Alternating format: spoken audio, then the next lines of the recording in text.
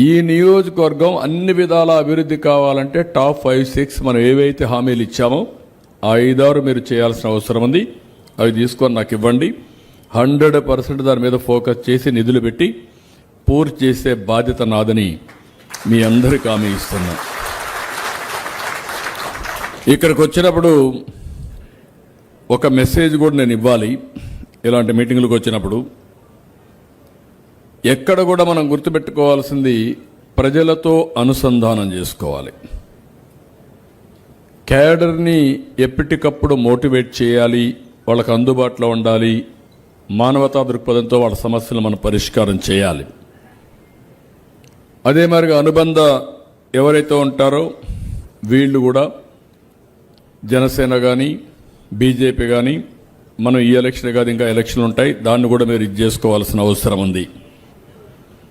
ఇక్కడ ప్రధానంగా ఒక 3-4 ఇష్యూస్ని చాలా వరకు ఈ పనులన్నీ చేస్తున్నాం. కానీ జాబ్ మేళా మీరు 6 నెలలకు ఒకసారి 3 నెలలకు ఒకసారి జాబ్ మేళా పెట్టి ఈ ఇండస్ట్రీస్ వచ్చే లోపల కొన్ని ఉద్యోగాలు కల్పించే బాధ్యత తీసుకోవాల్సిన అవసరం ఉంది. అది పెట్టి ఎంతమందికి వీలైతే అంతమందికి మనం చేయాలి. చాలా నియోజకవర్గాలు చేశారు, స్టేట్ గవర్నమెంట్ కూడా ఉంది, దాని మీద వర్కౌట్ చేయండి. అవి మనం చేయాల్సిన అవసరం ఉంది. రెండోది ఆఫీసర్స్ అందరితో కూడా సమర్థవంతంగా పెట్టి కొంతవరకు పనులు చేపిస్తున్నారు, అవన్నీ ఓకే, అంతవరకు పర్వాలేదు, బాగానే ఉంది. దీన్ని చదువుకున్న వ్యక్తి కాబట్టి కొంతవరకు చేసి ఇది కాకుండా ఇక్కడ నాకు మిమ్మల్ని ఒకటే కోరుతున్నా, వైఎస్ఆర్ కాంగ్రెస్ పార్టీకి డైరెక్ట్గా ఇండైరెక్ట్గా మనం పనులు చేసే పరిస్థితి ఏ స్థాయిలో కూడా రాకూడదు.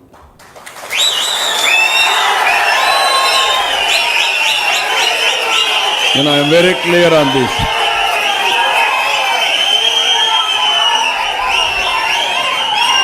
అది చేస్తే పాముకు పాలు పోసినట్టే.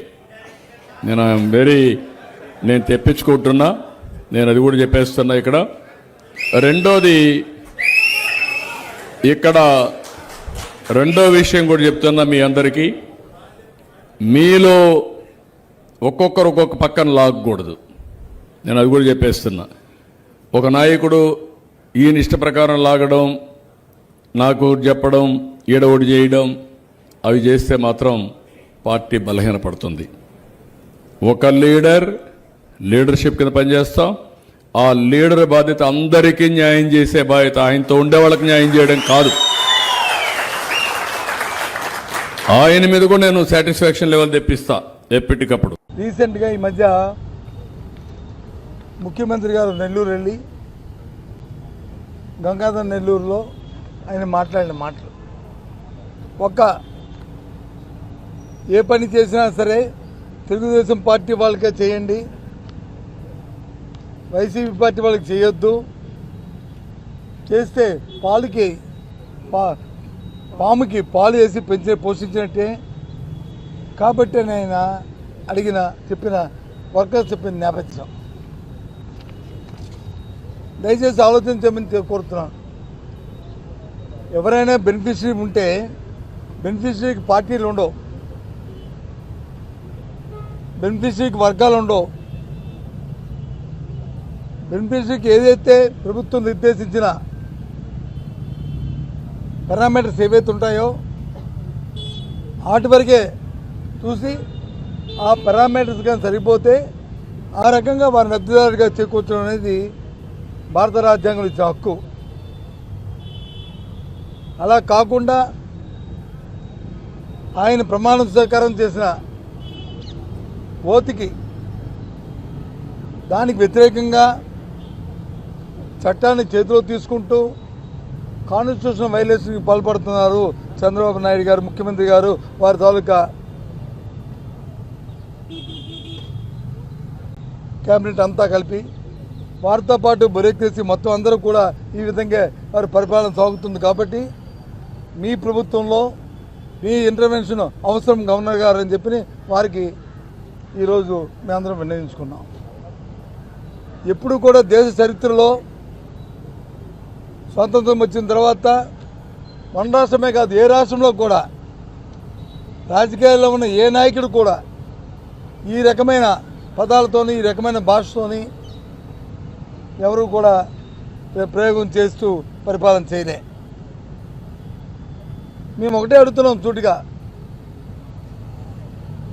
ఆంధ్ర రాష్ట్రంలో ఏ రాజకీయ పార్టీ అయినా సరే ఆ పార్టీకి ఉన్న సిద్ధాంతాల ప్రకారం, ఆ పార్టీకి ఉన్న విధానాల ప్రకారం రాష్ట్రంలో ఉన్న 5 కోట్ల మంది ప్రజలకి మేలు జరిగే విధంగా పరిపాలన చేయడం అనేది ఆ పార్టీల తాలూకా లక్ష్యం. అధికార పార్టీ అయితే అది చేస్తారు, అదే ప్రతిపక్షాలు అయితే వాటిని చేయడానికి ప్రయత్నంగా ప్రభుత్వంతో అవి చేయించే ఏర్పాట్లు చేస్తూ వాళ్ళని ఒత్తిడి తీసుకొస్తూ చేస్తుంటాయి.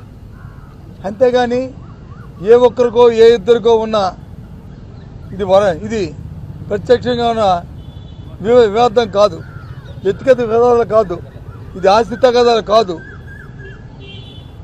ఇది వ్యక్తిగతమైన తగాదాలు కాదు. ఇవి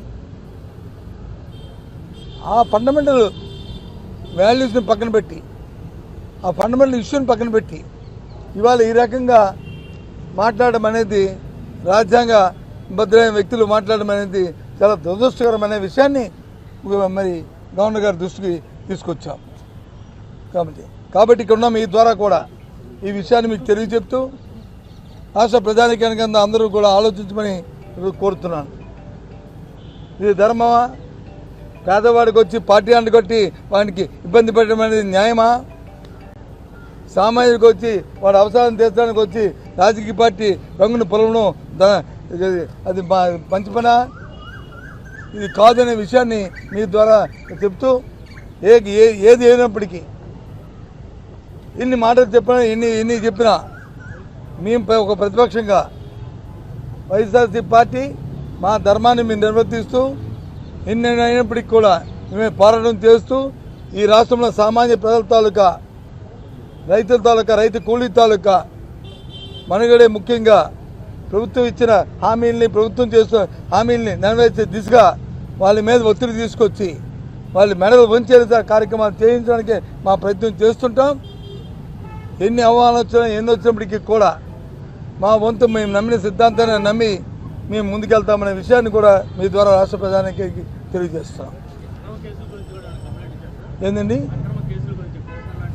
అక్రమ కేసుల గురించి ఇంతకుముందే అంతకుముందు ఇచ్చాం, చూస్తున్నాం. రోజు కూడా అక్రమ కేసులు పెట్టడం, వైసీపీ కార్యకర్తల మీద, నాయకుల మీద, యాక్టివిస్టుల మీద, లేకపోతే జర్నలిస్టుల మీద, సంబంధం లేని పార్టీ లేని జర్నలిస్టుల మీద మీ మీద కూడా కేసులు పెడుతున్న ధైర్యం చూస్తున్నాం. ఈ రకంగా చట్టాన్ని చేతిలో తీసుకుని పోలీసు వ్యవస్థతో ఏ విధంగా జూమ్ చేసి చూస్తున్నాం. ఆ విషయాన్ని కూడా గవర్నర్ గారు